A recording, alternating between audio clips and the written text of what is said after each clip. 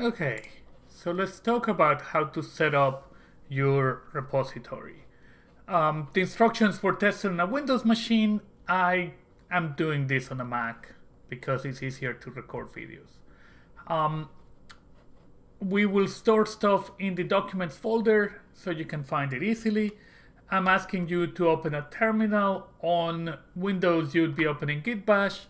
In the Mac, you open your terminal. Then cd home/documents.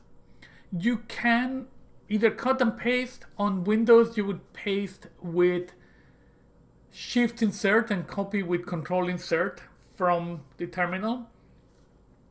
On the Mac, you use Apple C and Apple B, and on Windows, you use Control C to copy and Control V to paste when you are not on the terminal, right?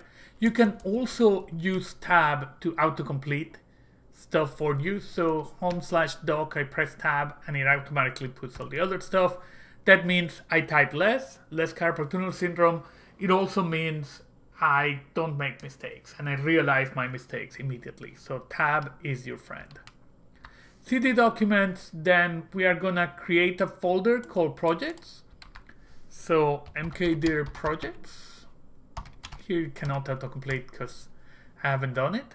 Then move to that folder, CD projects. Notice how I use Tab. The git clone command would let me copy a repository I gave you. I will create, if you haven't done that, send me your repository from GitLab. You don't have to send me your password. You do have to send me your username. I'm gonna cheat and not type my password because I don't like recording passwords on my video. So I'm not gonna have the colon. I'm gonna have my fake user that I use for testing that this stuff actually works for you.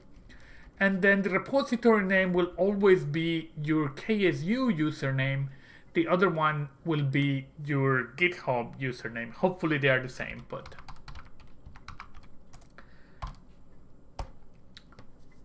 that should work, and that creates a folder called CS5000.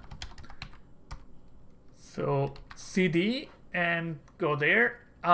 For fun, you can type git status, and that will tell you something like this. On branch master, that's the default branch. Your branch is up to date with origin master. Origin is the remote, and there's nothing to commit. You haven't made any changes. You can also verify that the other stuff works. cda0./gradlew test.